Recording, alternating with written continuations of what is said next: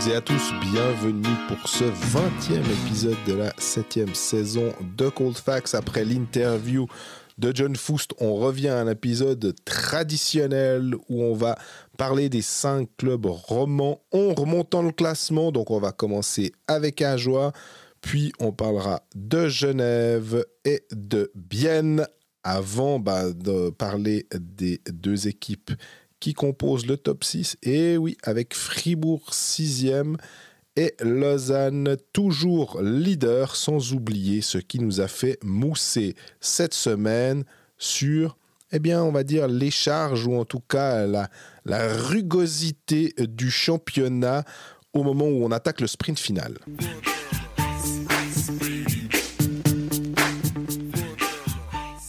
Salut Greg. Salut Jean-Fred, comment ça va ?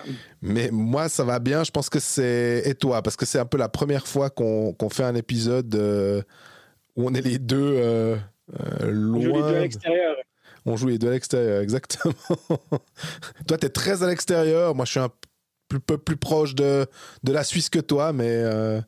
Exactement. Donc, pour donner les petits détails des coulisses, moi, je suis en Amérique du Nord pour faire quelques reportages. Notamment, je suis passé par Montréal pour aller voir Connor Hughes, qui était à Laval. Je suis passé dans le Québec pour aller voir Bosson, qui joue à Drummondville, et Sansonance, qui joue à Rimouski. J'ai découvert la riante bourgade de Rimouski. C'était sympa. Puis maintenant, je continue avec un petit peu de basket pendant la pause de l'équipe nationale entre Atlanta et Washington.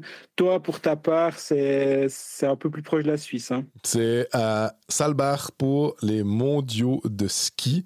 Mais ça ne nous empêche pas, la NBA et les championnats du monde de ski ne nous empêchent pas quand même de parler de hockey sur glace, du championnat de Suisse, parce que c'est quand même, je ne sais pas si on peut dire que c'est le sprint final, mais je rappelle, j'entends notre ami Roland lors du dernier épisode des Puckalistes dire il reste 10 matchs ou même 6 pour certains, puis j'étais là, quoi?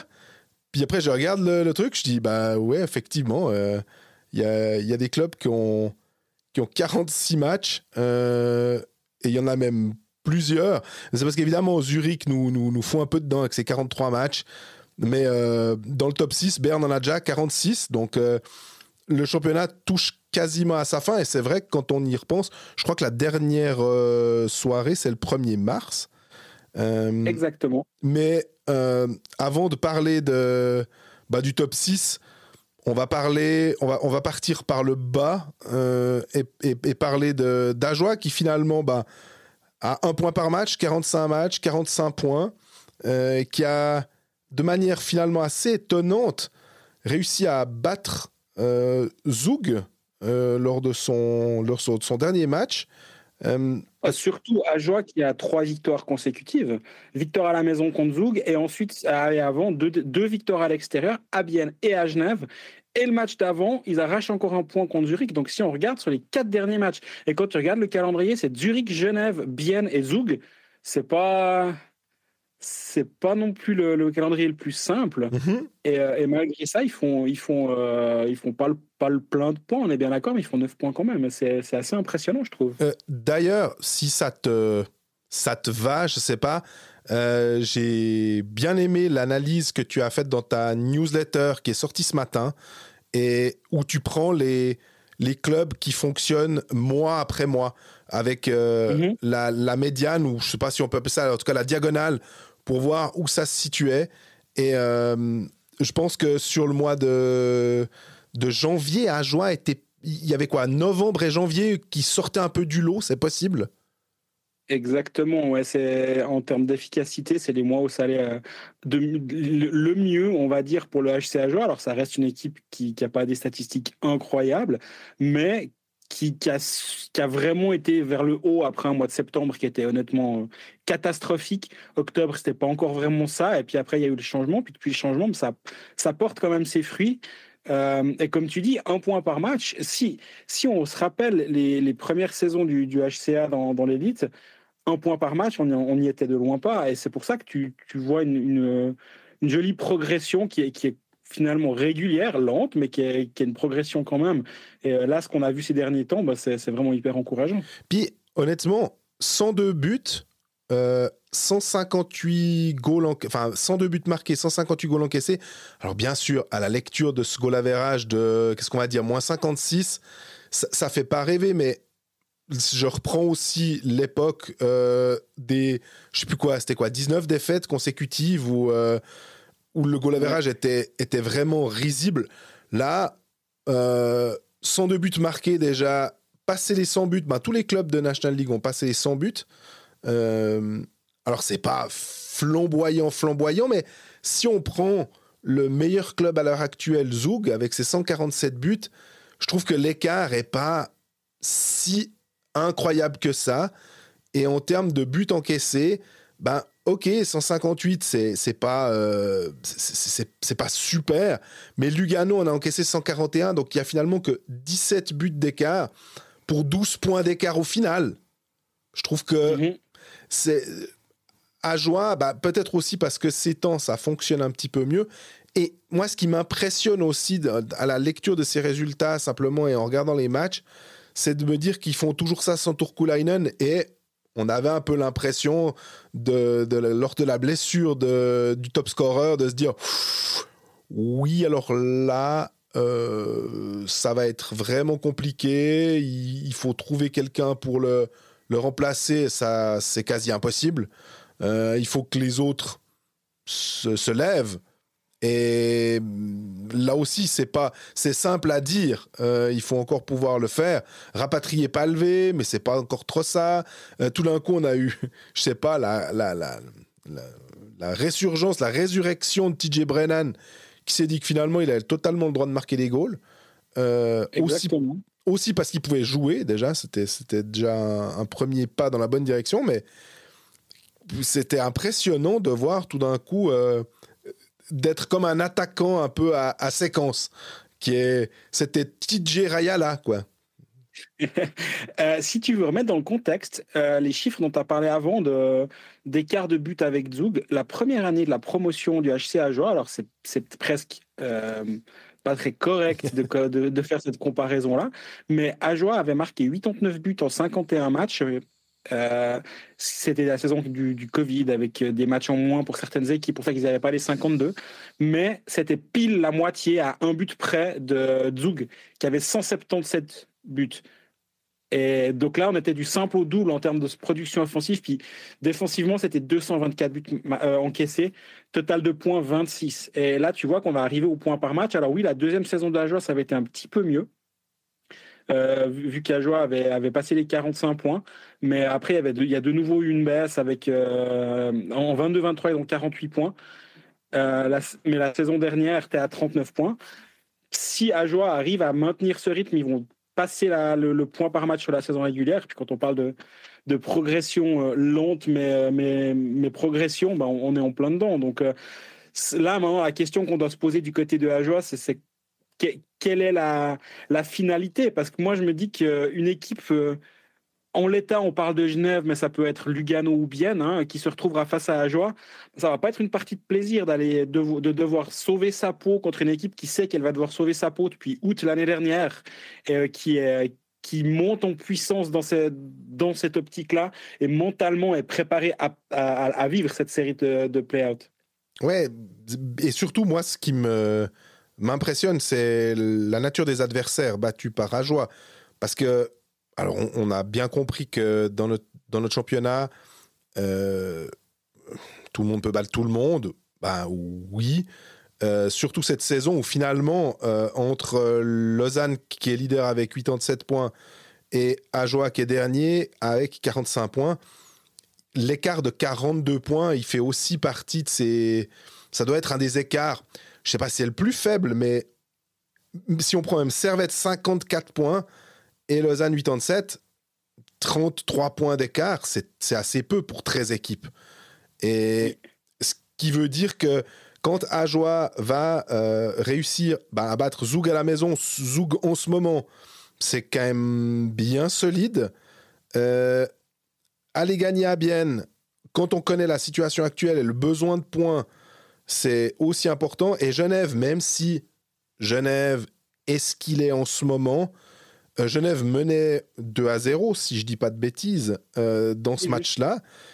donc, d'aller réussir, de marquer en 40 secondes et finalement de terminer le travail dans le money time où on s'attend quand même plus à voir Artikainen ou un autre joueur de Genève, une des stars, aller donner ce petit truc supplémentaire, hein, que ce soit un Praplan ou peu importe, eh ben non, c'est Anthony Honka. Et finalement, bah, ça, c'est aussi assez significatif d'Ajoie qui fonctionne bien, alors qu'il tient quand même passablement par ses joueurs étrangers. On va pas, on peut pas le nier, mais peu importe, finalement, Pedretti qui marque quand même un goal contre Zug.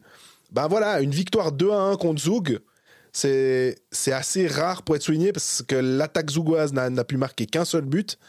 C'est un peu comme quand Genève bat Lausanne 1-0. On se dit, ouais, bah, ils ont réussi à bloquer comme il faut l'adversaire qui est pourtant réputé pour sa production offensive. Ça fait penser que le play-out, peu importe l'adversaire, il faudra sortir les pouces, quoi. Et ce que je comprends bien quand tu dis les victoires à l'extérieur, on sait qu'à jouer à la maison ça va, mais à l'extérieur, c'est un peu le nerf de la guerre si t'as pas l'avantage de la glace finalement, en imaginant un hypothétique 7e match. Oui, alors l'avantage de la glace, je te laisse demander aux Genevois ce qu'ils en pensent depuis le début de la saison, eux qui ont le même nombre de points à domicile qu'à l'extérieur depuis septembre. Ouais, mais c'est une anomalie. C'est une anomalie, mais à la maison, ils ne gagnent quand même pas. Mm-hmm. Par contre, oui, les résultats sont récemment très bons. Par contre, il ne faut pas non plus trop se leurrer. Il y a pas mal de réussites. Et le match gagné 4-2 à Genève, bien sûr, Ajoie mérite sa victoire parce qu'ils ont le mérite d'y avoir cru, mais honnêtement, la police genevoise aurait dû être engagée ce soir-là pour enquêter, parce que c'est un braquage monumental. Sur les 10 derniers matchs, le HC Ajoie, c'est 1,62 expected goal par 60 minutes de glace à 5 contre 5, ce qui en fait de loin la pire équipe de la Ligue. Et ils ont 37,58% d'expected goals en leur faveur. Donc, les ingrédients, il n'y a rien de nouveau. Hein. Les ingrédients sont clairs pour le HCA pour gagner.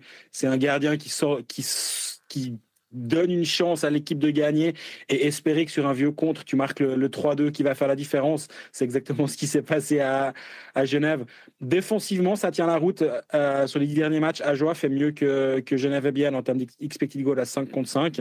Donc c'est clair. Mais ça, on le dit depuis le début de saison. Ce qui va faire la différence, c'est à quel point le HCA va être capable d'être solide parce que offensivement, ils vont jamais gagner les matchs 7-6. Alors peut-être qu'une fois ça peut arriver, mais j'ai plutôt l'impression que les victoires du HC Ajoie, même s'il y a eu un 4-3 contre Bienne, ça va plutôt être le vieux 2-1 contre Zug du dernier match avant la pause. Ouais, puis pour finir, le calendrier d'Ajoie, tu l'as évoqué, hein, mais quand même, déplacement à Zurich le mercredi 12, réception de Davos le vendredi 14 et déplacement à Ambry le samedi 15. Disons que le samedi 15 à Ambry, hein, je ne sais pas quelle sera la cote sur la Loro, et puis il faudra aussi voir ce que Ambry a fait, mais 3 matchs en 4 jours pour Ajoie, c'est peut-être quand même un peu beaucoup demandé à ce moment-là, même après le retour d'une pause, on va dire. Oui, absolument. C'est vrai que le calendrier s'annonce assez chargé. Et comme on l'a vu, ça va aussi être là que ça va être très important d'avoir un powerplay bien en place. On l'a vu contre Zouk, c'est 2 buts en powerplay. Et tu parlais de l'absence de Turkulainen. Finalement, malgré ça, le HCA arrive à avoir des situations spéciales toujours dangereuses. Donc ça, c'est finalement une bonne nouvelle pour le HCA. C'est la 8e équipe qui tire le plus à 5 contre 4 de la Ligue. Donc le Corsi est plutôt bon. Donc je pense qu'il y a... Ouais, il y a des points positifs pour Ajoie. Les résultats le sont. Et le fait que défensivement ça tienne la route et les situations spéciales tiennent la route également. Les signaux sont pas ouverts parce qu'Ajoie va être en rouge en fin de saison au Télétech. C'est une évidence. Mais ils sont en rouge pas trop foncé.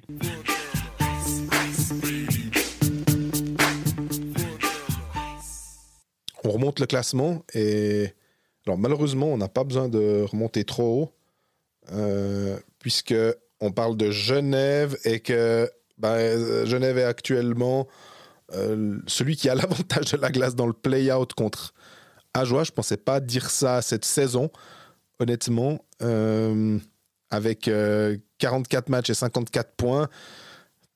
juste devant, c'est Lugano, 45 matchs, 57. Alors, au moins Genève a ce match en main, on va dire, en retard, pour pouvoir potentiellement revenir à égalité avec Lugano. Mais on va dire que la victoire de dimanche contre Lausanne sur un score de foot, 1-0, elle l'a fait vraiment, vraiment du bien à tous les niveaux. La saison de Genève Servette, elle est très simple. Depuis le début de saison, chaque fois qu'on se dit ouais bon là celui-là il faut plus le perdre parce que sinon c'est vraiment compliqué. Ils vont gagner le match qui permet de rester toujours un tout petit peu dans la course. Après tu dis ah voilà là ça va peut-être lancer une dynamique. Puis derrière ils prennent 4-2 à la maison contre Ajoie par exemple. Et là ben j'ai dit à qui veut bien l'entendre dimanche. De toute façon Genève va le gagner ce match contre Lausanne, c'est certain. Finalement, j'ai parié sur Lausanne parce que tout le monde m'a convaincu que j'étais un âne. Alors, j'ai finalement parié sur Lausanne, ce qui est très bien joué de ma part, de ne pas me faire confiance. Mais ça semblait assez évident que Genève, on s'attendait tellement à ce qu'ils perdent qu'ils allaient faire l'inverse. Et maintenant, tu te retrouves avec un match, allez, 7 des playoffs, j'exagère à peine, contre Lugano mardi prochain. En cas de victoire, Genève revient à égalité face à Lugano. Avec 57 points en 4 défaites, Lugano s'envole, prend 6 points d'avance. Et là, je pense que ce serait la dernière fois où on dirait ouais, non, là, après cette défaite, c'est un peu fini pour eux. J'ai un peu l'impression, je ne sais pas si tu partages mon sentiment. Ouais, parce que de nouveau, ce n'est pas des règles de 3. Et puis le coup sur la tête serait quand même assez violent de la part pour Genève. Donc, à voir. En plus, on a 2 écoles. On a l'école de Margauchi qui a décidé de promouvoir en fait l'assistant. Finalement, on en a déjà parlé, Yorick Trey. Et puis de l'autre côté, on a Lugano qui a été chercher un coach neuf, on va dire, avec Uwe Krupp. Puis il y a du mieux. C'est clair qu'il y a du mieux par rapport à ce qui était sous Gianni Ignazzi, j'ai l'impression. Mais il y a quand même une défaite à la maison contre Langnau. Alors, dernièrement, c'est une victoire après prolongation contre Zurich. Super. Mais ça fait que 2 points quand même. Quand tu as vraiment besoin, non seulement de gagner, mais en plus de faire des points, c'est pas aussi génial que ça. Il y a eu une défaite lourde contre Zug, en tout cas 7 goals encaissés. Lugano n'est pas complètement remis, on va dire. Donc Genève n'arrive pas contre une équipe. On va dire que dans les clubs qui ont changé d'entraîneur, s'il fallait jouer contre Fribourg, donc on serait un peu moins confiant pour Genève. Et encore, comme tu disais, plus dans un derby, tout peut arriver. Mais ce match-là, du 11, tu seras pas encore là. C'est juste, tu as écrit dans ta newsletter que tu revenais le jour de la Saint-Valentin. Et on parle pas de Je serai présent à Bienne, Genève, ouais. Voilà, exactement. Donc, tu pourras pas voir le Genève-Lugano en live, en tout cas. Oui, je le verrai en live, mais pas sur place. Voilà, exactement. Mais celui-là, alors, il va être importantissime. La clé dans ce match, pour moi, ça va être la capacité de Genève Servette à être capable de marquer à 5 contre 5. Parce que sur les 6 derniers matchs, Genève a 5 buts marqués à 5 contre 5. Et c'est une des plus mauvaises équipes de la Ligue en termes de volume de shoot à 5 contre 5, mais en termes d'efficacité également. Et c'est vraiment compliqué. Avec 2 expected goals par 60 minutes à 5 contre 5 sur les 10 derniers matchs, Genève est 13e de la Ligue. Mais par chance, le power play est toujours aussi solide et ça va pas suffire. À un moment ou un autre, le problème, c'est que Genève encaisse des buts à 5 contre 5. Et oui, ton power play, il va en rattraper 1 par match, mais pas 2, pas 3. Et si Genève n'est pas capable de gagner le match à 5 contre 5, ils vont nulle part. Et c'est un petit peu qui finalement fait la différence contre Lausanne dimanche. Tu me diras, c'est facile, il y a eu 1-0 et le but a été marqué à 5 contre 5. C'est une analyse qui est un peu facile. Mais dans les faits, c'est quand même ça. Oui, le powerplay, c'est bien joli d'en avoir un qui fonctionne. C'est un peu la cerise sur le gâteau, mais il faut le gâteau à un moment. Et depuis un bon moment, le jeu à 5 contre 5 pêche. Et le changement de coach a absolument rien changé à ce niveau-là. Et là, si on regarde Genève, alors oui, il y a cette victoire 1-0 contre Lausanne, c'est bien joli, mais c'était 6 défaites consécutives avant. Et je ne sais pas à quel point c'est juste. C'était un derby ça se gagne, l'espèce de sursaut d'orgueil et que finalement ça va déboucher sur rien derrière. Ou est-ce que c'est le début de quelque chose? Mais en même temps, j'ai l'impression qu'on a été tellement souvent piégé, on va dire, par cette équipe de Genève. Et le début de quelque chose, preuve, moi j'avais encore beaucoup trop de Genevois dans mon équipe Hockey Manager. Là, j'ai commencé quand même gentiment à les envoyer voir ailleurs si j'y suis. Mais j'ai cru longtemps avec cette équipe-là, ça va marcher, ça va marcher. Et je ne sais pas si c'est que nous, en tant qu'observateurs, qu'on a cette impression de l'extérieur, ou si finalement, dans le vestiaire aussi, et personne ne nous le dira, mais dans les faits, on peut se poser la question, est-ce qu'eux-mêmes se disaient, non, mais avec cette équipe-là, ça va fonctionner, ça doit fonctionner. Moi, quand tu parles d'Hockey Manager, je ne sais pas, on n'a jamais tellement stigmatisé sur un joueur en particulier, et c'est pas pour le faire forcément maintenant, mais Vatanen, on a quand même toujours, on se disait est-ce que peut-être, et puis non, en fait il n'avait pas du tout la même production, et je parle pas simplement du fait qu'il marquait moins de buts, mais normalement sur le powerplay et même dans le jeu à 5 contre 5, Vatanen c'était un peu c'était quasiment le meilleur défenseur, ou en tout cas le meilleur arrière du championnat. Et là, c'est quand même plus compliqué. Quand on cherche des Suisses sur le powerplay, puis après le Feul et vaguement Koukan, on est là, on se dit, tous ces étrangers, on pense à Vatanen, forcément.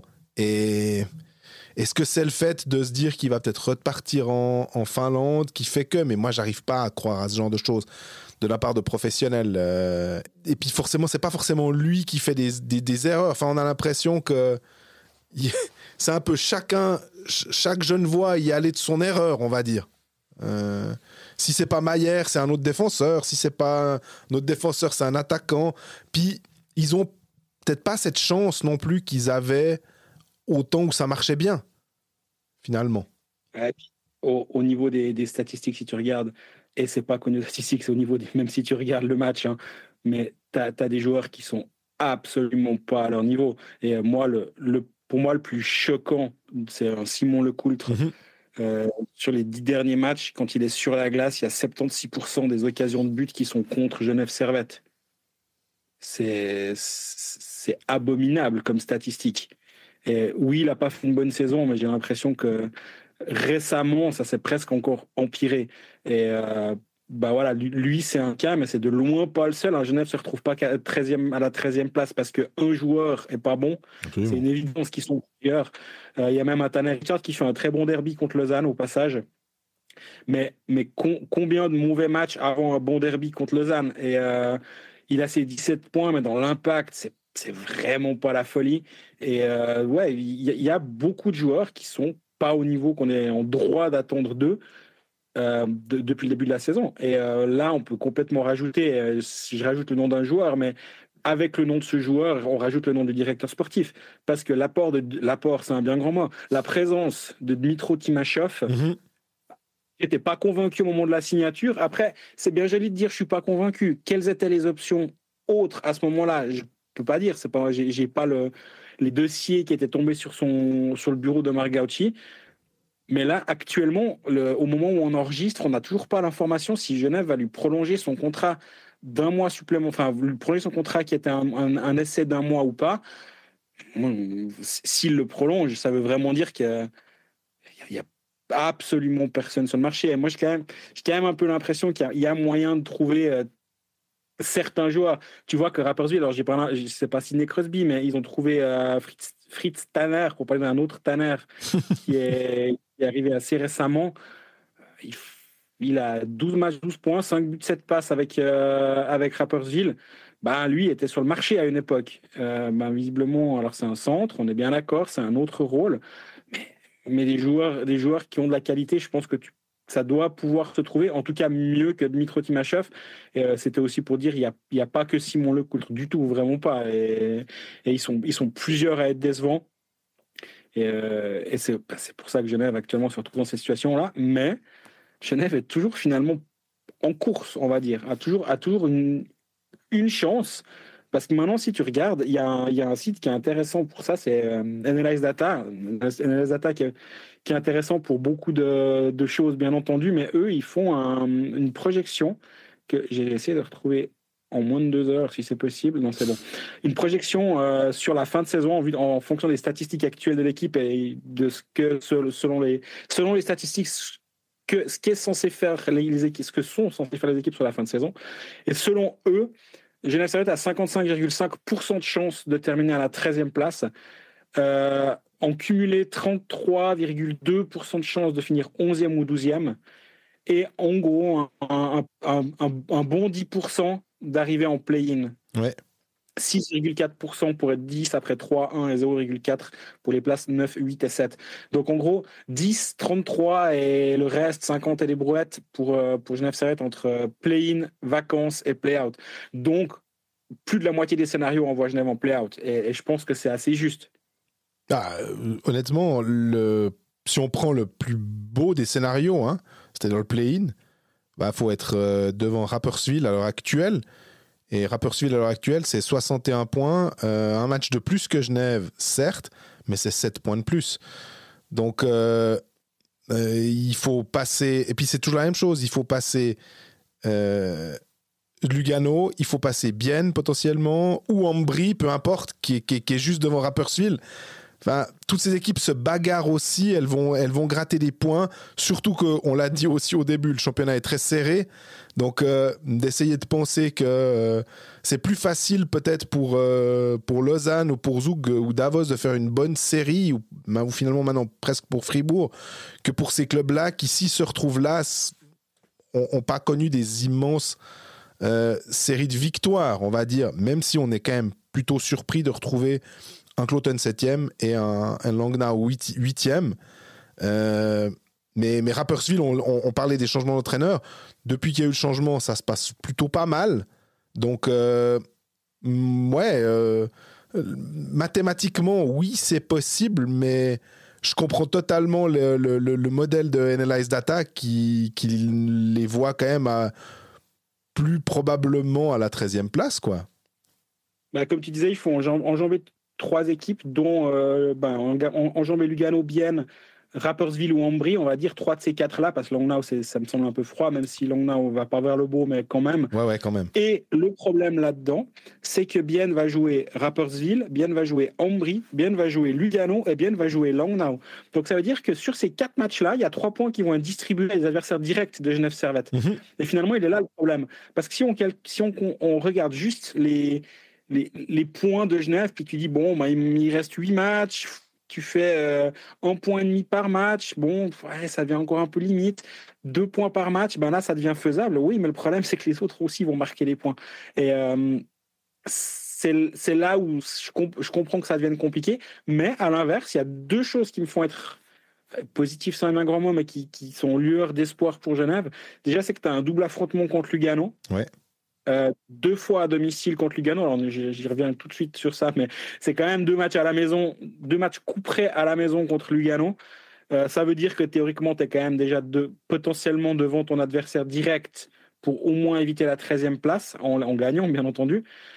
Et c'est 5 des 8 derniers matchs de Genève Servette qui sont à domicile. Et les déplacements, c'est à Bienne, à Fribourg et à Berne.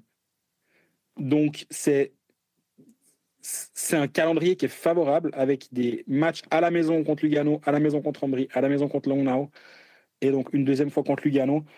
Il y a des points à prendre. Clairement, le problème, c'est que je l'ai déjà dit, sauf erreur, juste avant, c'est que Genève est une équipe à la maison. L'avantage de la glace, ça veut rien dire, quoi. Ils ont 27 points en 21 matchs, 1,28 points par match. Ils ont 9 victoires pour 12 défaites à la maison, un goal average négatif. Personne fait d'aussi mauvais résultats que Genève Servette à la maison. Et c'est incompréhensible au passage. Ouais, absolument. Juste pour dire, le deuxième match, le deuxième Genève-Lugano, c'est l'avant-dernière journée. C'est le jeudi 27 février. Donc, il y a un Lausanne-Fribourg, d'ailleurs, qui concernera plutôt le haut de classement. Et puis ce Genève-Lugano, le 27. Mais est-ce que, d'ici là, est-ce que ce match-là sera de nouveau décisif ou pas? Ça, on est bien incapable de le prédire maintenant. Hein. Non, absolument. Mais voilà, donc Genève, c'est, on va dire, au minimum, redonner un petit peu d'espoir en gagnant ce match qu'on te donne. J'allais dire, le match à pas perdre.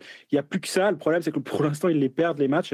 Mais c'était, on va dire, c'était le dernier match à ne surtout pas perdre, parce que si Genève était à 51 points aujourd'hui, à 10 points de la 10e place, je pense qu'on aurait pu marquer dommage. Et là, à 7 points avec un match dans les mains, c'est encore envisageable, même si ça reste assez compliqué.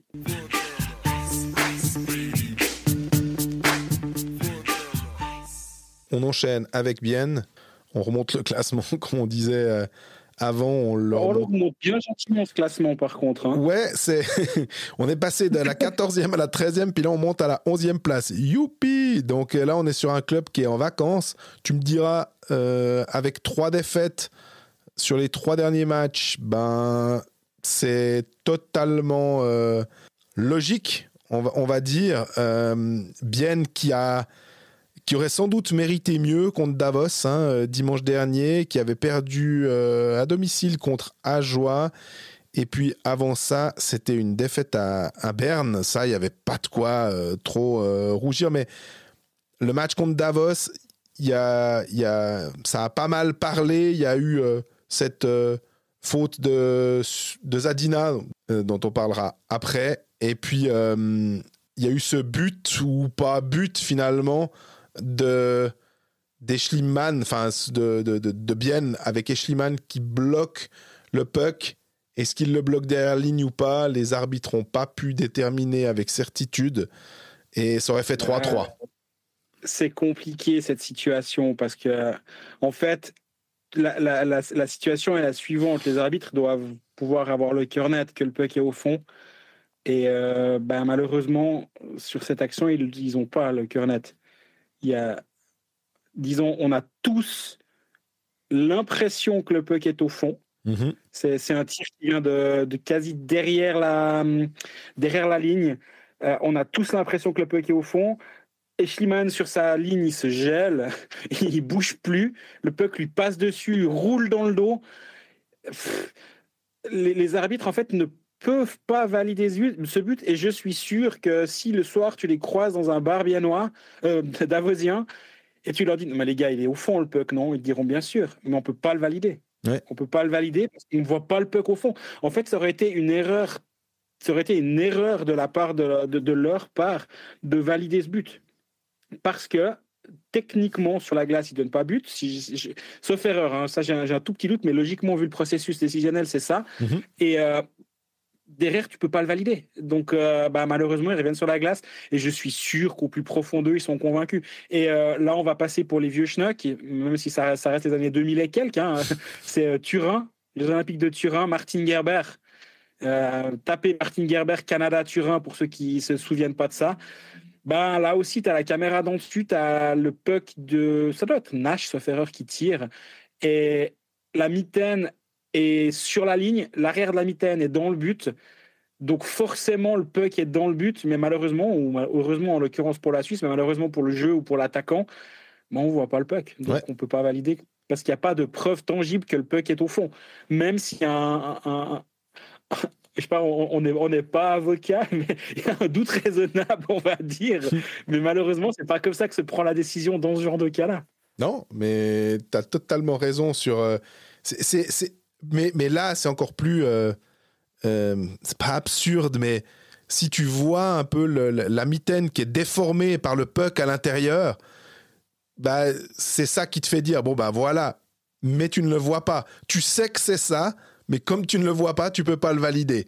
Alors, et pour les arbitres, on a été assez clair de dire que tu dois pouvoir avoir la certitude visuel finalement que le puck est entré.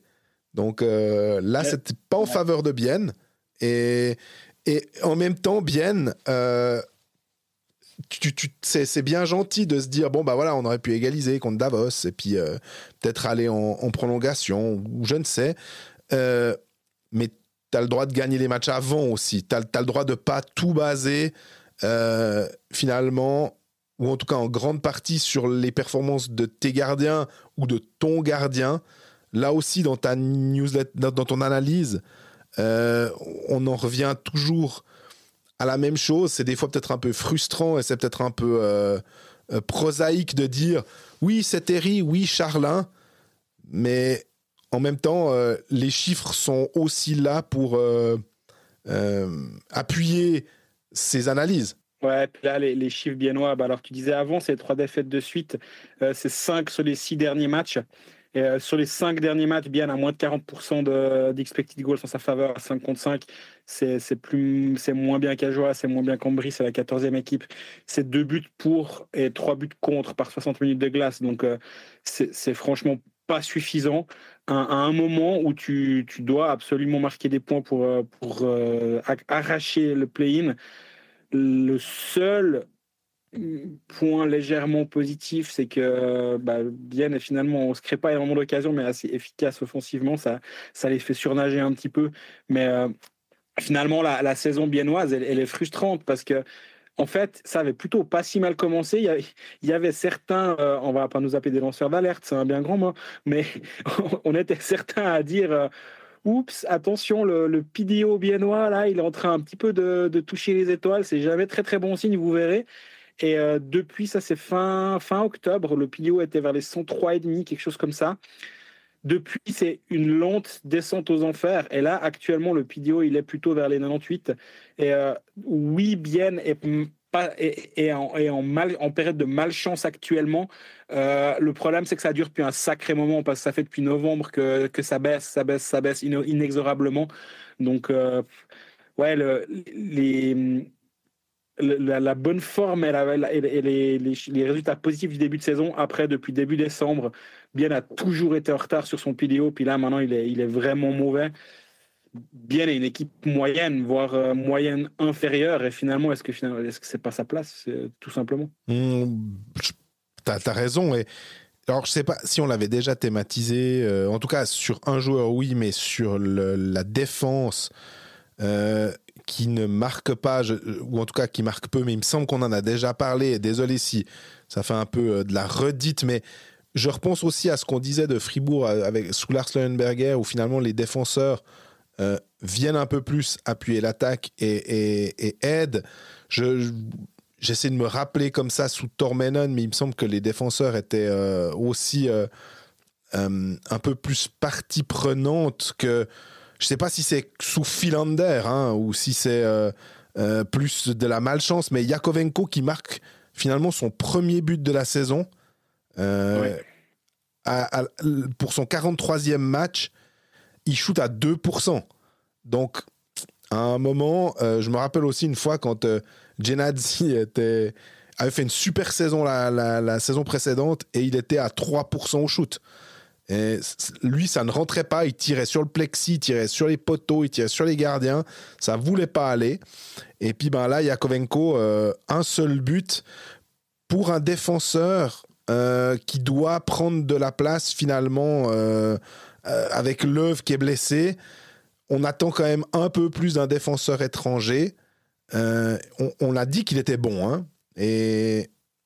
Alors, et quand tu vois que finalement Noah Delémont va se retrouver à Fribourg, alors que c'est un défenseur qui a des qualités offensives, on a maintenant Rodwin Dionisio qui débarque, mais il débarque en fin de saison dans un contexte qui est pas facile. Il va pas révolutionner tout ça. Il me semble quand même qu'il aurait fallu lui donner un tout petit peu plus de temps et de latitude. On se réjouit de le voir parce que c'est quelqu'un dont on connaît en fait la carrière outre-Atlantique un petit peu, ou en tout cas qu'on suit, parce qu'on se dit ah ouais, ça peut être un futur bon défenseur de l'équipe de Suisse, peut-être qu'il va jouer en NHL.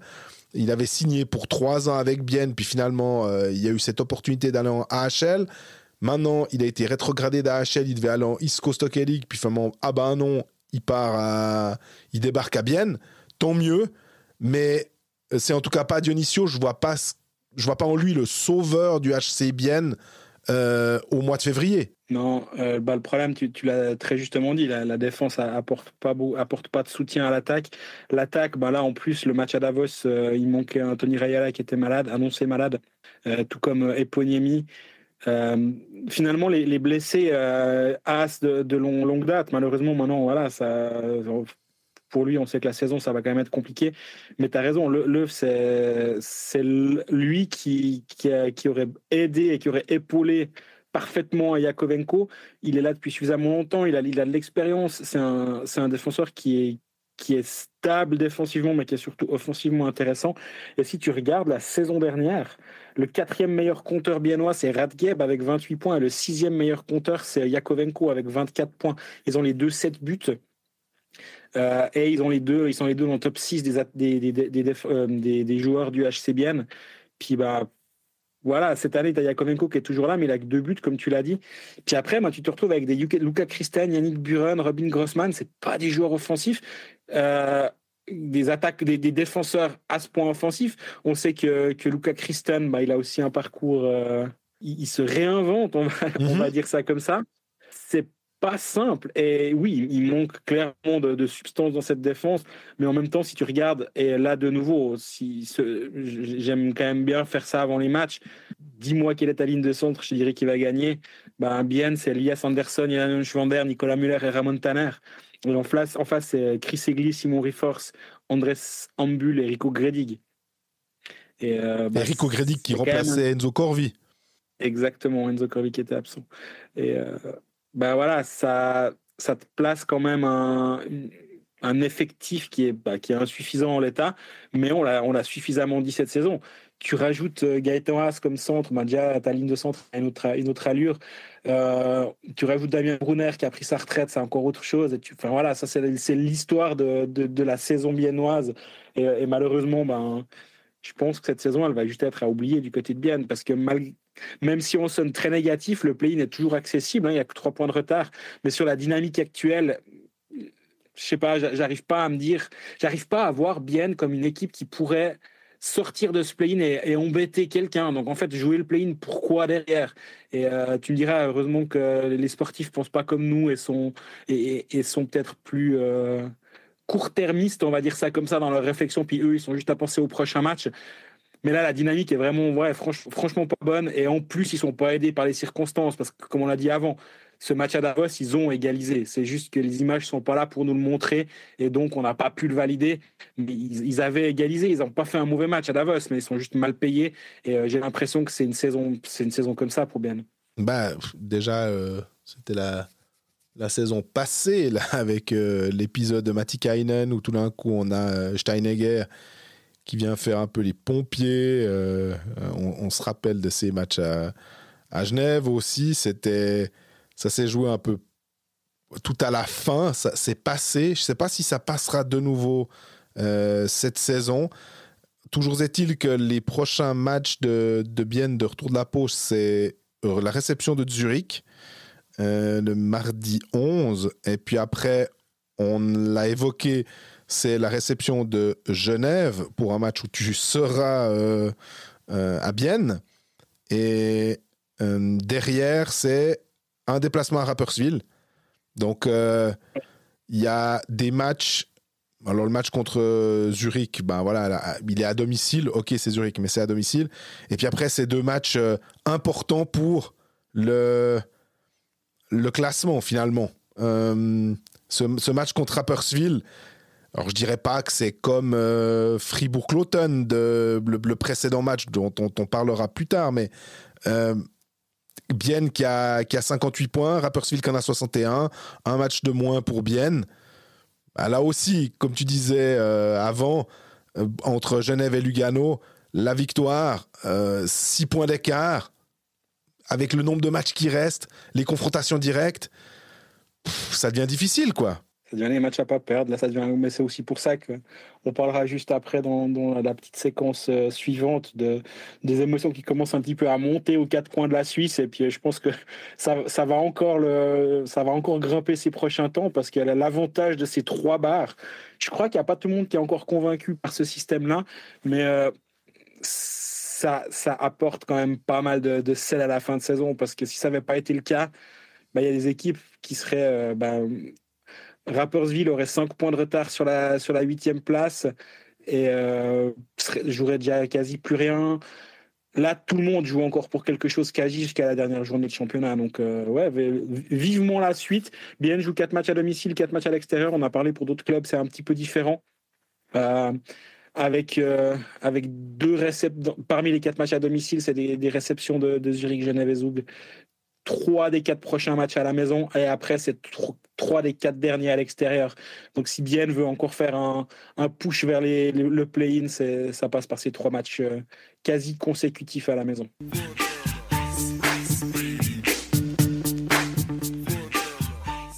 Bon, qu'est-ce qui nous a fait mousser cette semaine? Notre petite séquence en partenariat avec Dr Gaps, la brasserie bien connue.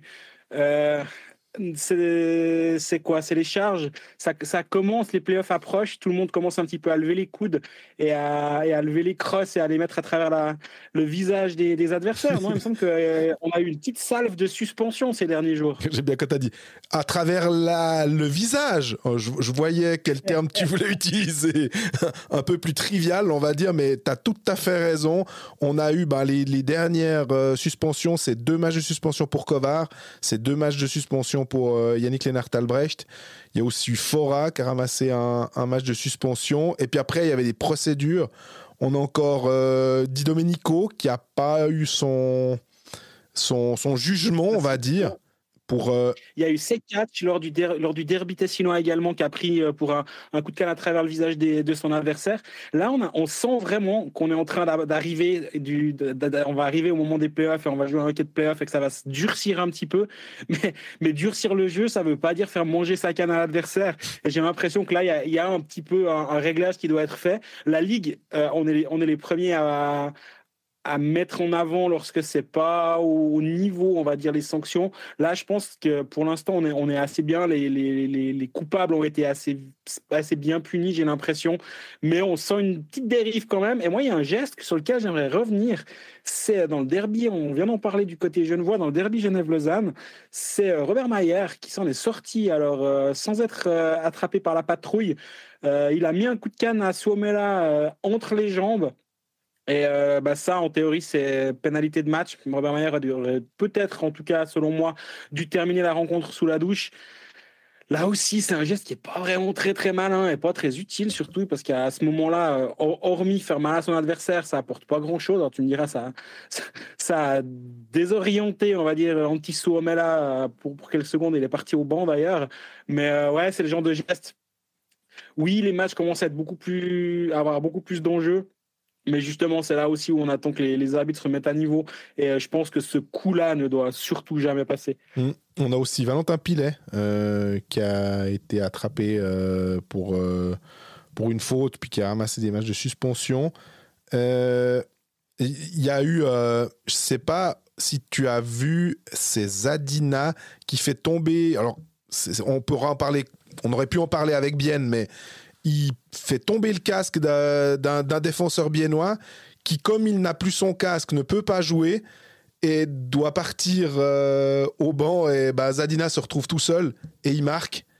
Et ça, j'ai trouvé que c'était un peu... les règles sont ce qu'elles sont et j'ai l'impression que le casque du joueur biennois ne tombe pas tout seul. Et Zadina fait ça. Et... maintenant, comme tu disais, on est en pré-playoff. Ça s'appelle plus comme ça. Ça s'appelle le play-in, mais on est vraiment dans ce mois de janvier, fin janvier, février, où il faut montrer un peu les muscles et on voit qu'il y a aussi des pénalités pour bagarre parce que ça se durcit, quoi. Ça commence à brasser. Tout le monde est en train de jouer quelque chose actuellement. Et c'est justement là, j'attends et je suis sûr que les spectateurs attendent pas une tolérance zéro, mais un arbitrage à niveau. Pour l'instant, il y a juste le coup de Maillard. Alors, tu me diras, on ne voit pas tous les matchs en intégralité, mais il y a le coup de Maillard pour moi qui ne doit pas passer. Mais globalement, tu vois que la ligne au niveau des arbitres, elle a aussi été placée à un endroit. Et j'espère surtout, c'est surtout ça le problème, c'est est-ce que la ligne va être tenue sur le moyen et long terme, avec surtout les playoffs qui vont commencer, parce qu'on rappelle à chaque fois que les playoffs commencent, tu as l'impression que c'est un nouveau livre de règles. Donc, si la ligne actuelle pouvait être maintenue durant les playoffs, ce serait plutôt une bonne chose. Absolument. Et concernant notre événement du 11 mars prochain, on remercie toutes les personnes qui se sont inscrites. Actuellement, on est en train d'évaluer s'il y a suffisamment de place pour prendre d'autres personnes. Donc, on met en stand-by les gens qui nous demandent une place, mais on revient vers vous dès qu'on en sait un petit peu plus. Et concernant les bières du Dr Gaps, ceux qui en avaient assez de la placebo pendant Dry January, tu as une recommandation, Jean-Fred, je crois. Ouais, l'hivernal 2024, une Black Lager à 5,2%. C'est facile pour la commander. Il y a toujours un code promo. Coldfax 15 dans le shop du Dr Gabs. On va la mettre ça sur les réseaux sociaux pour ceux qui ne connaîtraient pas l'adresse directe. Ce sera plus facile. Vous pourrez le faire directement.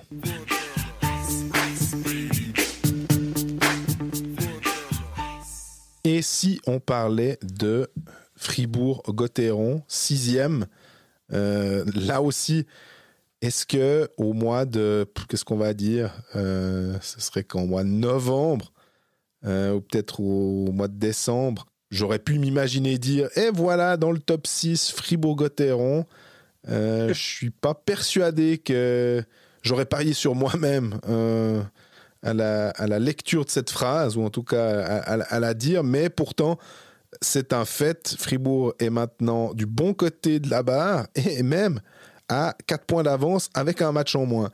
Donc, c'est assez fou. On l'avait déjà évoqué quand on fait une hagiographie du classement, on va dire après 25, 26 matchs, peu importe. Et on regarde c'était à l'époque du top 8 pour les quarts de finale des playoffs. Il y avait une équipe qui avait réussi à retourner un peu la situation, c'était Fribourg, justement. Là, maintenant, on peut dire surtout que Fribourg fait un super push pour remonter, mais on n'est pas encore à la fin du championnat. Donc, en plus, ils ont un peu de marge. C'est ça qui est plus impressionnant, finalement. C'est non seulement d'être passé du bon côté de la barre, mais d'avoir encore le droit de perdre des matchs. Et ça, quand tu n'es pas obligé tout le temps de devoir gagner presque tous tes matchs ou d'en gagner 2 sur 3, c'est quand même plus agréable. Ça ne veut pas dire que Fribourg maintenant doit se la couler douce, mais en tout cas, ils ont non seulement ils sont du bon côté, mais ils ont une petite bouée de sauvetage, quoi.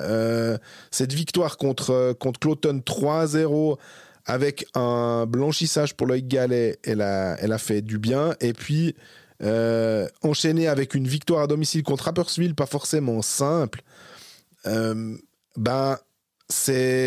C'était une manière de je sais pas si on peut dire qu'ils ont vraiment fait 6 points, ils en ont peut-être fait même plus que ça finalement. Avec Cloton qui perd des matchs, c'est clair, la victoire contre Cloton dans la confrontation directe et Cloton qui perd des plumes, on va dire, c'est un mauvais jeu de mots par rapport aux aviateurs. Le lendemain, en allant perdre 3-1 à Ambry, c'est clair qu'en termes de chance de se qualifier directement pour les playoffs dans le top 6. Là, j'en parlais avant pour Genève Servette, les projections de NLS Data. Pour ceux qui n'ont pas écouté, NLS Data fait une projection en fonction des statistiques actuelles de la suite de la saison. Et selon leurs chiffres, Fribourg-Gotteron a 95% de chance de terminer dans le top 6 actuellement. 54% 6e, 35% entre 4e et 5e, et le reste, c'est théorique. Ça veut quand même dire que la chance de voir Gotteron terminer 6e et donc de se frotter au 3e de la saison régulière sont actuellement très très grandes. Moi, il y a une statistique qui m'épate depuis le début de l'arrivée de Lars Berger, c'est que Fribourg n'a toujours pas perdu dans le temps réglementaire depuis qu'il est là. Mhm. C'est 14 matchs de saison régulière de championnat de National League avec Lars Leuenberger. C'est quelques défaites, mais toutes soit en prolongation, soit lors des tirs au but. Et durant la Coupe Spengler également, c'était soit la seule défaite avait été au tir au but, si je me rappelle bien, lors du premier match. Mais Fribourg ne perd pas en 60 minutes depuis que Lars Leuenberger est là. Je trouve ça assez impressionnant. Et tu l'as dit avant, Loïc Gallet qui se fait blanchir à Cloton. Déjà, première chose, la confiance donnée à Loïc Gallet de l'envoyer devant le filet, je pense qu'il y a quand même si depuis qu'il a joué cette saison, il n'a jamais perdu. Hein. Loïc Gallet a 100% de victoire depuis qu'il est là. Mais tu te demandes quand même, tu dis pas, est-ce qu'à Cloton, pour le match à absolument pas perdre, on envoie Berra, puis si les points sont faits, le lendemain, on met Gallet à la maison. Mais en fait, non, ils ont fait exactement l'inverse. Et c'est toujours la même chose. Si on devait sortir des épisodes entre la sortie du line-up et puis le début du match, on dirait peut-être 2-3 singeries, parce que derrière, ça s'est bien passé. Il y a eu cette scène que je pense que tous les auditeurs ont vue au moment où il a fait une relance un peu pourrie sur Gunderson avec un puck qui sautille.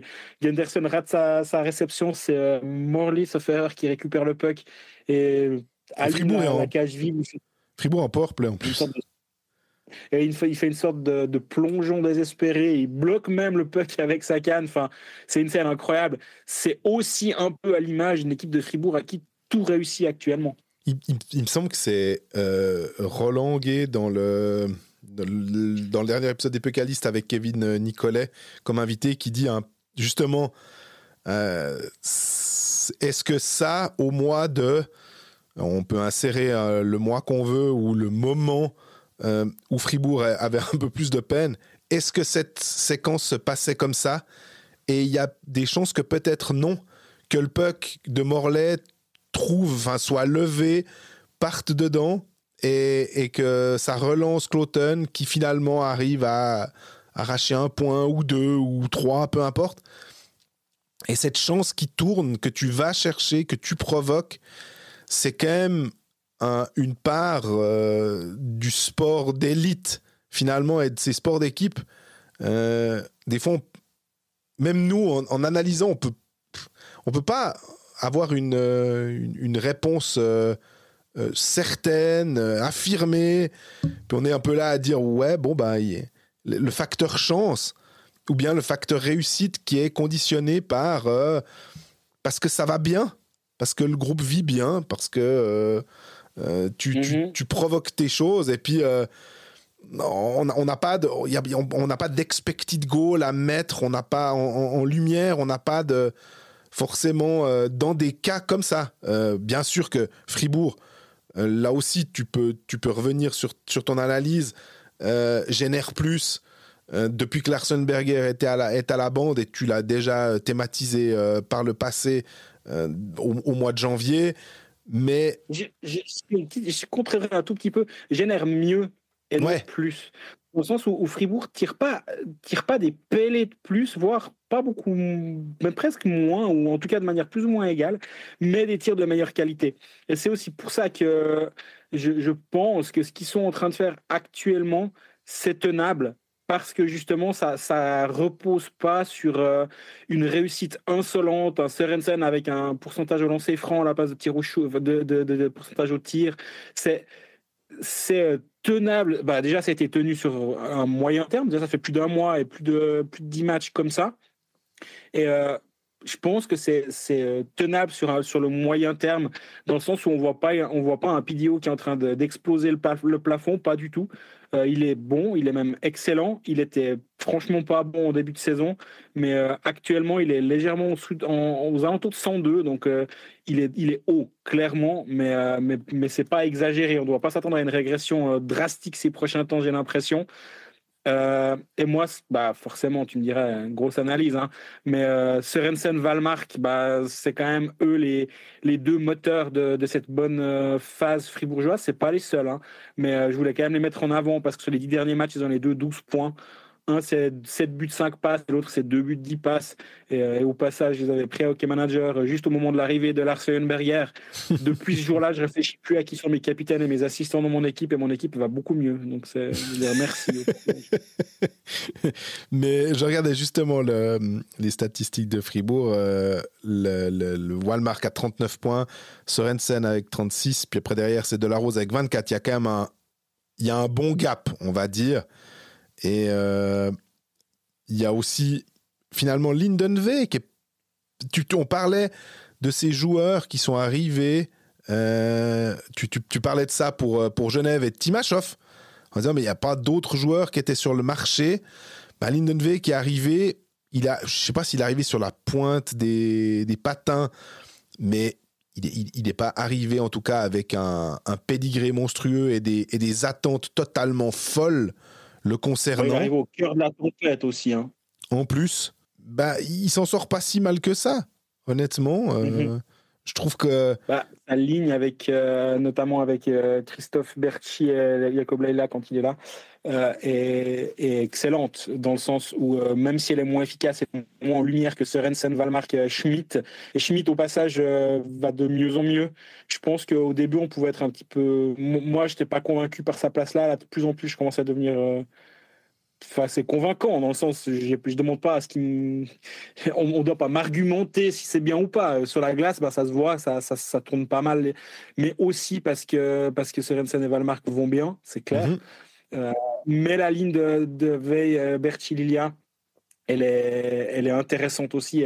Je pense que le jour où la première ligne sera un peu grippée, t'as une deuxième ligne qui est assez convaincante. Et moi, ce que j'aime bien sur cette série de 10 matchs, et après on parlera de la défense, c'est le temps de jeu. Il n'y a aucun attaquant qui est en dessus de 18 minutes de jeu. Au-dessus de 19 minutes de jeu, c'est Wallmark qui est juste à 19. Et sinon, Schmidt, Delarose, Sorensen sont en dessous de 18 minutes de glace.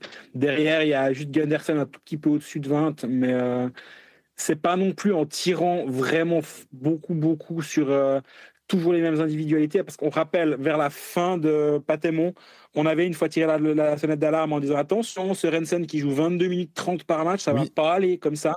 Et là, il est de nouveau vers les 17,5 et c'est tout à fait sous contrôle. Par contre, ce qui n'est pas sous contrôle, c'est les blessures en défense, là, actuellement.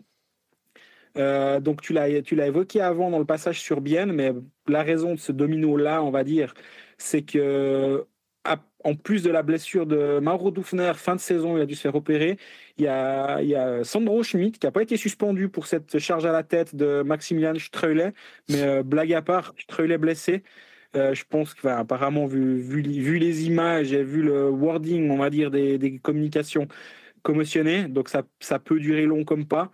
Pour pallier cette absence, Fribourg-Gotteron déjà fait rejouer Borgman derrière. Ça remplace Streulet dans un style bien différent, mais ça remplace Streulet. Ce qui force Fribourg à se passer de Jacob Lilia devant. Mais aussi, pour pallier cette absence, Fribourg a engagé Noah Delémont jusqu'à la fin de saison. Delémont qui était dans un garage à Bienne déjà depuis le début de saison, mais surtout avec le retour de Rodvin Dianicio. Le timing était bon pour Tsene-Luzerne parce que c'était vraiment le dernier jour de la date limite des transactions qu'il a été envoyé à Fribourg-Gotteron. Donc ça amène une présence supplémentaire en défense. Il peut vraiment apporter quelque chose et lui, il n'a rien à perdre en venant ici. Donc c'est le mieux que tu pouvais trouver sur le marché à ce moment-là. D'ailleurs, Gerd Celezer avait raconté à la Liberté. On a l'impression qu'il dit des bêtises. Non, avait expliqué à la Liberté qu'il avait appelé tous les directeurs sportifs de Liga et de Ligue B, enfin de National League et de Swiss League, et que personne n'avait de défenseur à lui prêter. Et donc l'arrivée de Dianicio a lancé le mouvement pour envoyer Noah Delémont à Fribourg.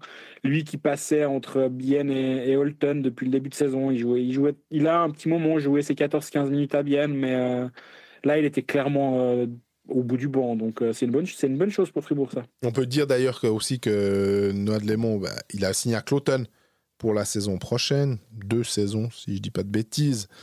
Donc, c'est tout bénéfice pour lui d'essayer de se relancer. À part ça, c'est quand même un aspect que j'arrive pas à comprendre. Alors, est-ce que c'est parce qu'il a dû revenir de sa grave blessure et que ça s'est fait un petit peu plus difficilement que prévu, mais quand même, on parle d'un défenseur qui était aux portes de l'équipe nationale, qui a été pris par Patrick Fischer pour le tournoi. Il me semble que c'était au mois d'avril même qu'il avait joué quelques matchs. Et il n'était pas ridicule du tout. Donc on pouvait s'attendre à une progression de sa part. Et puis finalement, à un moment quand il a joué en attaque et que ça s'était mal passé avec Matikainen, ça ne s'est pas mieux passé avec Philander finalement. Ça me fait mal de voir un peu c'est même pire qu'une stagnation, mais de le voir un peu traîner son spleen parce qu'il a l'air de pas avoir la confiance de ses entraîneurs.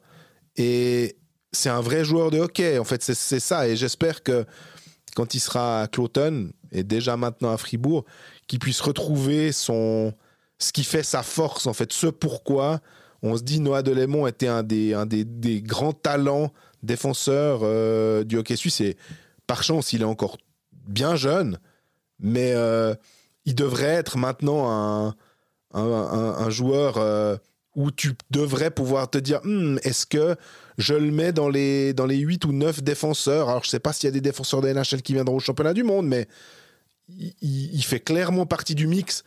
À l'heure actuelle, c'est absolument pas le cas. Non, et puis c'est un joueur qui a quand même joué un championnat du monde M18, 2 championnats du monde M20.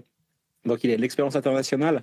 Et lors de la finale de Bienne, lors de la saison 2022-2023, alors oui, il n'était pas sur un top 4 de la défense, mais c'est quand même un défenseur qui a été entre 8-9 minutes de moyenne par match sur toute la finale contre Genève et même durant tous les playoffs.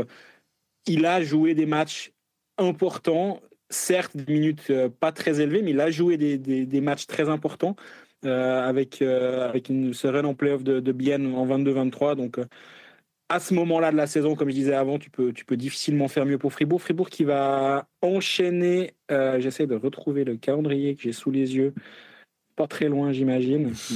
Alors Fribourg, le prochain match, c'est... En fait, c'est drôle, eux, ils jouent le 14. Il y a d'autres qui recommencent le 11, le 12. Eux, ils recommencent le 14 avec un déplacement à Zurich. Zurich joue la Ligue des Champions. C'est la Ligue des Champions pour Zurich. Je pense que c'est pour ça que le match est à ce moment-là, non? La Ligue des Champions, c'est le mardi 18. Ah, je croyais que c'était un match décalé. Pardon, j'ai rien dit alors. Non, mais...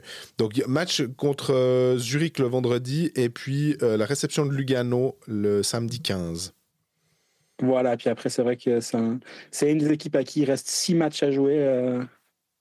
Ah non, pardon. Là, j'ai mal pris mon calendrier. On va recommencer, alors on va pas effacer. On fait pas de coupe. Mais c'est une équipe à qui il reste 7 matchs à jouer avec encore un dernier match contre Ambry le 1er mars. Je m'étais arrêté à fin février.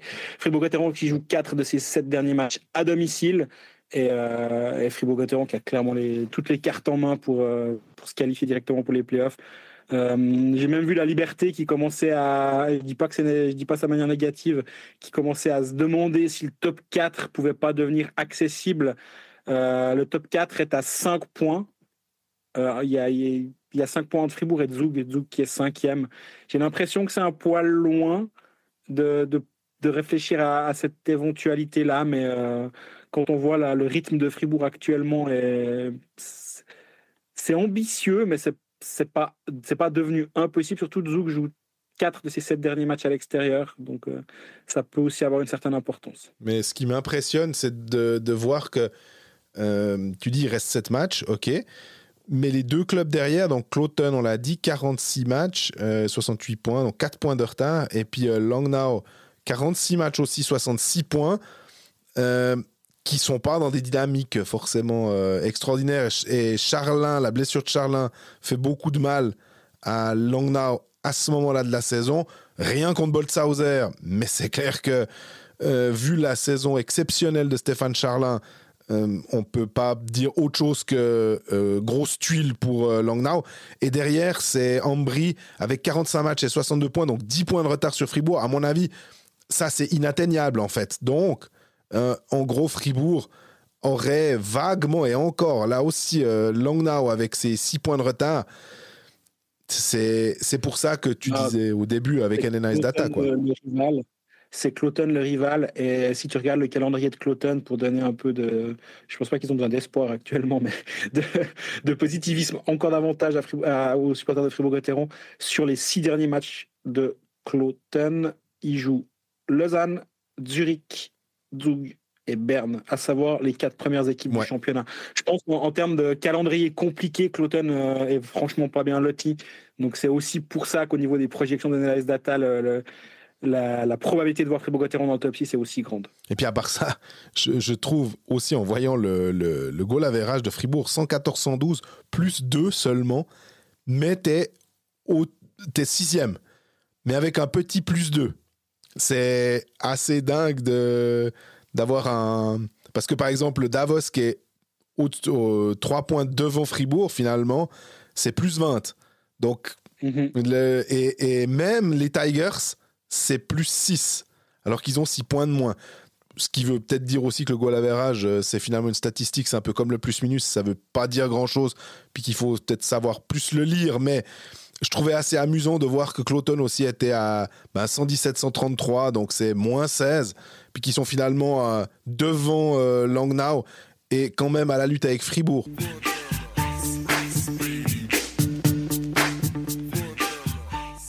Voilà, on termine avec le Lausanne Hockey Club, toujours leader de ce classement de National League. Il faut dire que, alors il y a certes eu la défaite contre Genève 1-0, mais avant ça, c'était une jolie série de victoires qui permet à Lausanne, alors mathématiquement, il y a quand même toujours ces Zurich Lions qui, s'ils gagnent les 2 matchs en retard, peuvent passer juste devant Lausanne avec 88 points.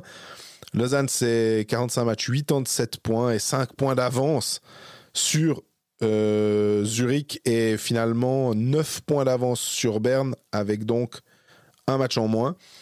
Donc là, je ne sais pas si mathématiquement on peut dire que Lausanne, on l'avait aussi mentionné, c'était un peu le top 2 et idéalement plutôt oui, dans les prédictions, pas prédictions, on a l'impression qu'on parle de Madame Irma, des projections de NLIS Data, c'est 49,6% de chance de terminer premier et 39,9% de chance de terminer deuxième. Donc c'est près de 90% de chance de terminer dans le top 2. Et après, c'est 8% d'être troisième. Après, le reste, c'est marginal. Et derrière, Zurich, c'est plus ou moins pareil, mais avec un peu plus de chances de terminer 3 ou 4. Mais oui, le top 2 se jouera entre Lausanne et Zurich. Et donc, les équipes qui sortiront du play-in se coltineront Lausanne et Zurich. Je pense que ça m'a l'air assez clair actuellement. Avec Lausanne qui a, je ne sais pas si on peut dire son lot de blessés, mais en tout cas, il y a eu... il y a toujours Glauser qui était absent, il y a Kokanen qui est absent, il y a eu Raffel, il y a eu Rochette qui s'est reblessé, il était revenu après une maladie, je dirais. Et Lausanne a... Je ne sais pas si Lausanne a finalement payé tout ça contre Genève, parce qu'une défaite 1-0, ça veut dire que défensivement, tu as quand même tenu le choc, tu n'es pas arrivé à marquer. Mais il y avait avant ça, il y avait quand même une jolie victoire contre Davos, un succès 3-0 avec le 9e blanchissage pour Kevin Pache.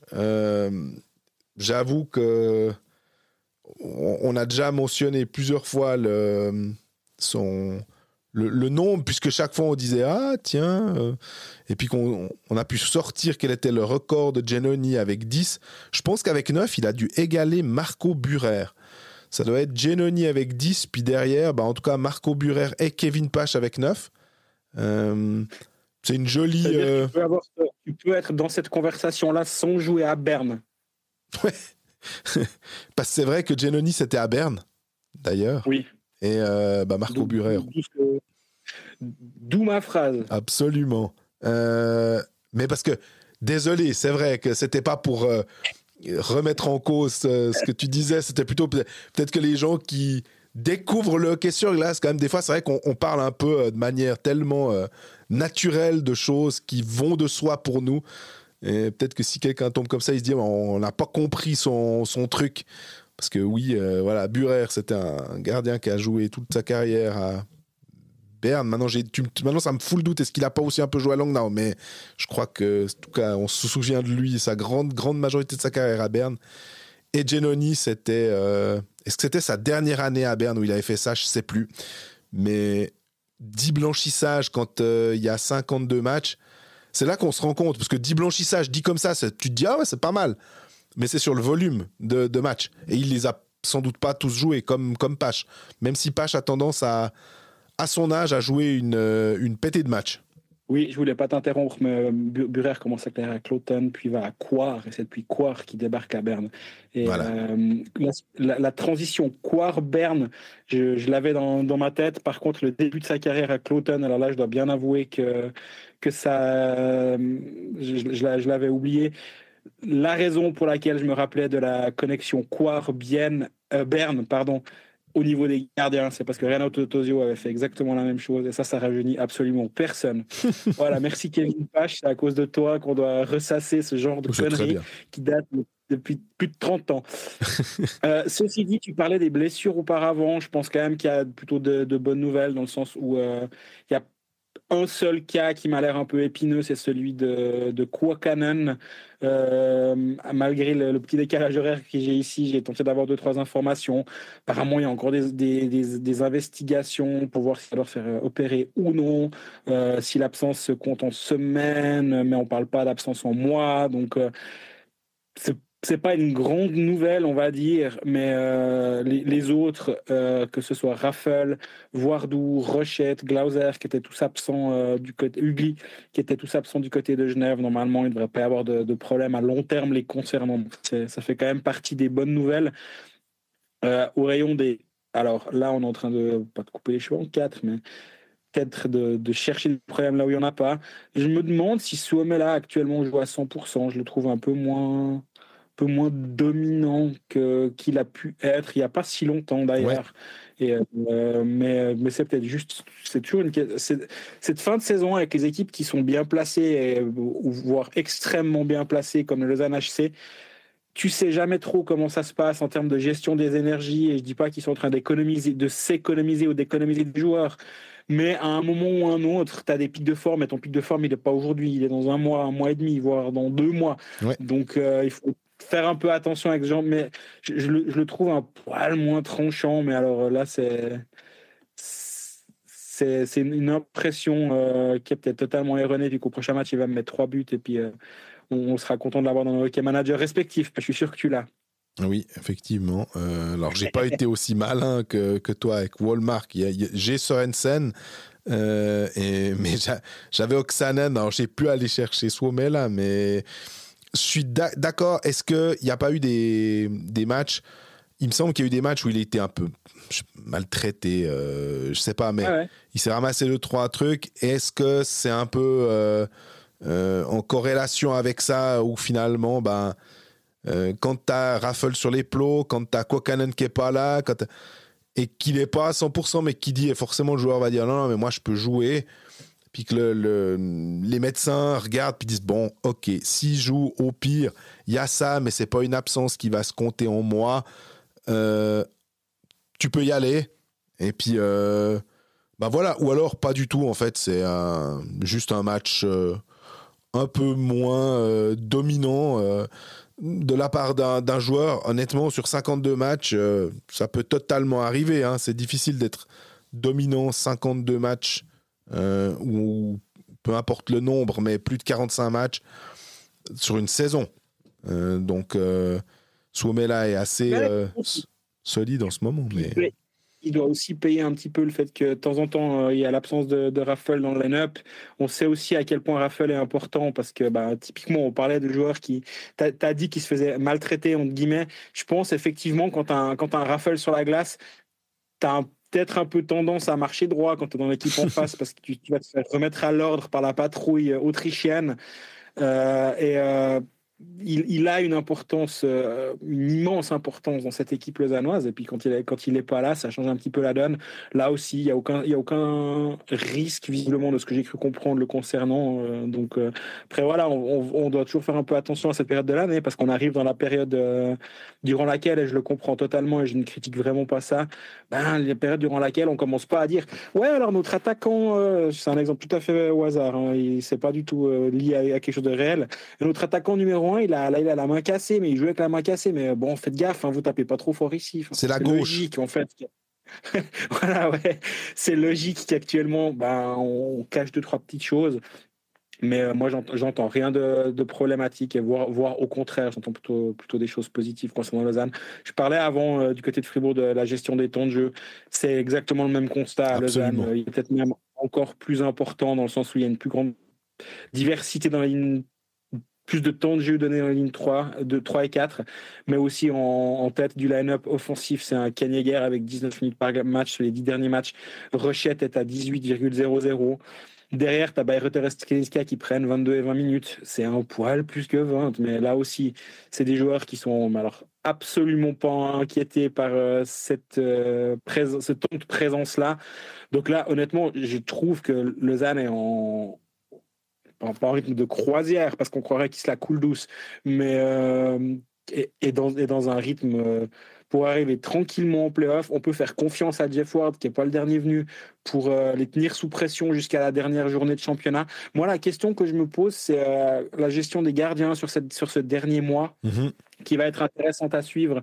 Parce que justement, tu l'as dit avant, il y a le record potentiel que Kevin Pache peut viser avec les 10 blanchissages. Il en est, donc, tu l'as dit avant, à 9. Il lui manquerait un blanchissage. En même temps, à quoi bon faire le record de blanchissage si c'est pour arriver cramé en play-off? Je ne suis pas en train de dire que c'est le risque, hein, mais dans le sens, je pense que les back-to-back, et Lausanne en joue 2, 14, 15 et 21, 22 février. Est-ce que, ces derniers temps, ils ne l'ont pas fait, mais est-ce que ils vont peut-être vouloir donner un des 2 matchs à Antoine Keller à chaque fois? Ce serait malin. Un peu plus tranquille. Je pense que ce ne serait pas une mauvaise idée. Aussi dans l'optique de garder Antoine Keller sous pression, parce que ça fait quand même un moment qu'il a pas beaucoup joué.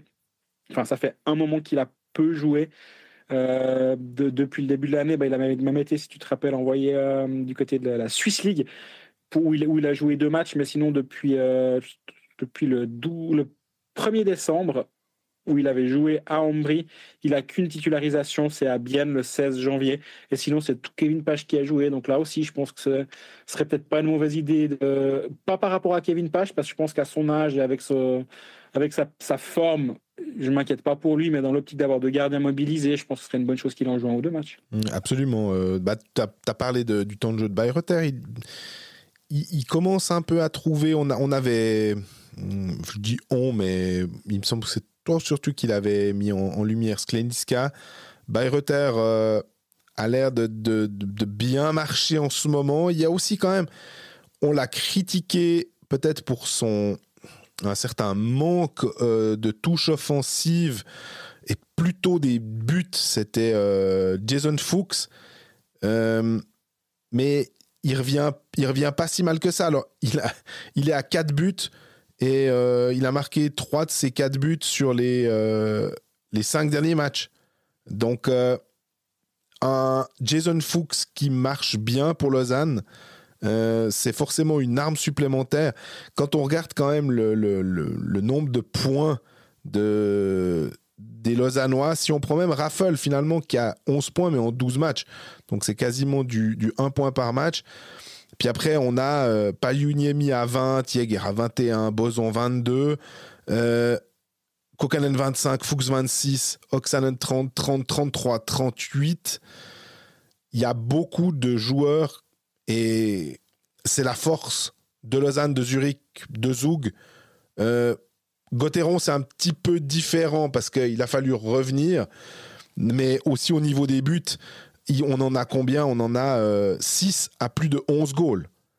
C'était déjà le cas, c'était déjà ce qu'on avait remarqué et analysé la saison passée, cette capacité d'avoir finalement de ne pas avoir besoin de bloquer un seul joueur. Et sur ces 6 joueurs à plus de 10 buts, il n'y a pas Raffel, puisqu'il n'a que 4 buts, parce qu'il a joué 12 matchs. J'allais le dire, justement, bien vu. Donc, c'est quand même quelque chose qui impressionne et qui fait que cette homogénéité, les temps de jeu bien distribués, j'ai l'impression que le modèle lausannois mis en place la saison passée qui a permis d'aller jusqu'en finale, il est répété ici et il fonctionne finalement toujours de la même manière. On se dit, ah mais Boson c'est un bon buteur, ah il a 12 buts. Ah, mais Jäger, c'est un bon joueur de troisième ligne. Ah, il a ses 21 points, ses 12 goals. Il joue dans toutes les situations. Et on a ces étrangers qui sont présents, mais qui sont pas surdominants. Ou si tout d'un coup, t'as bloqué Suomela, Oksanen-Ria, c'est fini. Lausanne est mort. Non. C'est nettement plus que ça. Et c'est comme un... on en a parlé aussi avec... John Foust dans notre épisode, notre grande interview, il a construit son roster aussi de cette manière-là de pouvoir compter sur plusieurs joueurs et de pas être contraint et forcé de devoir tirer sur, je sais pas moi, un quintet de joueurs où tu dois faire comme avec Ajoie par exemple ou d'autres clubs où une fois que tu as éliminé ces 5 joueurs, derrière il y a plus grand-chose. Je mettrais en avant Lauri Pajuniemi qui a été excellent contre Davos. Alors à la télé, c'est toujours un peu plus difficile. Désolé, j'étais moins sur les patinoires, mais de ce que j'en ai vu à la télé, je l'ai vraiment trouvé dominant. Et moi, je me réjouis de voir justement ce qu'un Pajuniemi en play-off peut donner. Physiquement, dominant. Physiquement, ouais. Il a un impact physique qui pourrait être impressionnant. Le petit signal d'alerte que je pourrais voir d'un point de vue statistique avancé, c'est que depuis 10 matchs à 5 contre 5, Lausanne, c'est la 5e moins bonne équipe de la Ligue sur les expected goals against. Donc ça veut dire qu'ils ont 2,64 buts escomptés contre eux par 60 minutes de glace à 5 contre 5. C'est pas bon. À titre de comparaison, la meilleure équipe de la Ligue, c'est Fribourg à 1,70. La pire équipe de la Ligue, c'est Bienne à 2,84. Donc avec 2,64, c'est pas franchement fou. Par chance, Pache est toujours aussi bon, donc ça n'a pas trop d'impact. Mais je suis assez convaincu que Jeff Ward n'a pas écouté Colfax pour s'être rendu compte de ça. Et je peux m'attendre à un petit recadrage à ce niveau-là dans pas trop longtemps. Ça n'a pas eu de conséquences parce que Lausanne a gagné ses matchs. Et là, le match perdu contre Genève, c'est perdu 1-0. Donc tu ne le perds pas défensivement ce match-là, on est bien d'accord.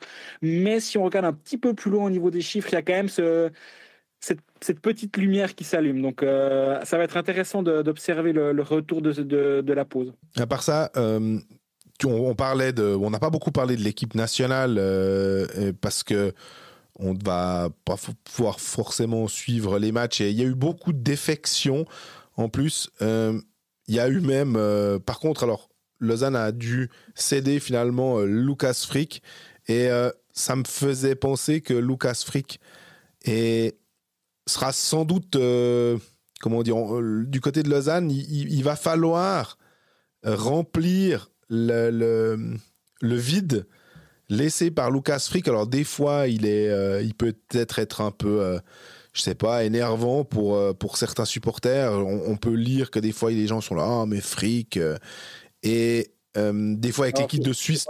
C'est pas ce que tu lis alors, mais moi sur mon Twitter, je vois pas. Plutôt, ça m'arrive qu'on me dise que je suis pas assez élogieux le concernant, ce que j'entends tout à fait.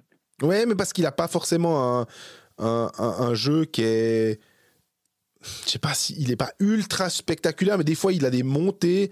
Mais quand il joue un jeu, on va dire safe, je pense qu'il est vraiment très bon et il a quoi ? Il est de 94, je dirais, donc il va avoir, je sais pas s'il est dans son prime, il a peut-être un peu passé, mais en tout cas il a encore tout à fait, il a de bonnes années devant lui. Et entre Glauser et Frick, qui va le plus manquer au Lausanne Hockey Club 2025-2026 ? Je sais pas si ce sera Andrea Glauser. À voir. J'ai l'impression que Frick trouvait un défenseur de ce style-là. Lausanne a misé sur Baragano en le faisant revenir de Rapperswil, mais ce que Frick a amené sur la durée de son passage à Lausanne et en ce moment, Je trouve que c'est vraiment quelqu'un de... C'est un solide, quoi. C'est quand il fait partie de ton top 4, je sais pas, 6 en tout cas, évidemment, mais pourquoi pas 4, t'es assez tranquille, on va dire. Ouais, je pense que moi, je le compte clairement dans mon top 4, Lucas Frick. Et oui, c'est vrai qu'il fait une saison sans faire de vagues offensivement, on va dire. Il est pas extraordinaire offensivement, mais qu'est-ce qu'il est juste. Et j'entends complètement hein, quand on me dit que je suis peut-être un peu pas négatif, mais pas assez positif avec ce joueur. C'est vrai il apporte beaucoup et je pense que c'est peut-être aussi au moment où on le verra plus sous le maillot lausannois qu'on se dira qu'il était quand même sacrément utile parce que déjà il était là tous les soirs. Je sais que c'est toi qui avais fait le sujet avec lui, l'Ironman du Lausanne HC qui avait le record de matchs consécutifs disputés en National League, si je me rappelle bien. Ouais, s'il avait pas eu cette blessure, il pouvait viser celui de Ruteman, le record absolu, mais ce sera pas possible, quoi. Mais ouais, effectivement, l'Ironman. Il a le mérite d'être là, mais il y a des joueurs, ils auraient le mérite de pas. On préférait qu'il soit pas là. Lui, c'est pas le cas. Lui, il est toujours là, toujours juste. Et en fait, ouais, il est hyper précieux. Donc là, niveau statistique, c'est un des meilleurs. Il est juste derrière Sklenicka et Bayreuther en termes d'expected goal sur la saison. Et c'est pas surprenant que ce soit tes trois meilleurs défenseurs de ce point de vue-là. Et il va manquer, mais il y a encore un petit peu de temps avec lui ici, donc je pense qu'il faut en profiter. Les prochains matchs de Lausanne, c'est réception de Rapperswil mardi 11, c'est un déplacement à Cloton le vendredi 14, et puis la réception de Zurich le samedi 15. Le match devait avoir lieu le 16 et il était déplacé le 15. Donc c'est pas un match pour les enfants, en tout cas un match facile le dimanche à 15h15, mais c'est un match le samedi à 19h45 et c'est ce match-là qui a été déplacé. Malheureux. Pardon? 15h45 malheureux, pas 15h15. Ah oui, 15h40, oui, non, mais ce que je veux dire, c'est que là, c'est un match le samedi soir à 19h45 qui a été déplacé aussi pour favoriser, alors là, pour le coup, la finale de la Champions de Zurich qui se joue le mardi 18. Exactement, et Lausanne joue 4 de ses 7 derniers matchs à la maison. Et les déplacements seront à Cloton Rapperswil, tu l'as dit, et à Zug, le dernier. Mais c'est vrai que ce match du 15 contre Zurich, qui aura peut-être pas la tête à ça, avec la Ligue des Champions à jouer droit derrière. Le match du 15 pourrait être la finale pour la première place entre les deux Lions. Et mine de rien, premier ou deuxième, on l'a vu l'année passée, l'avantage de la glace, ça peut avoir une petite importance quand même à un moment ou à un autre de la finale. Donc, il ne faut pas négliger cette fin de saison. Et je pense qu'il y a assez peu de chances d'ailleurs que Lausanne néglige ça, surtout vu ce qui s'est passé l'année dernière.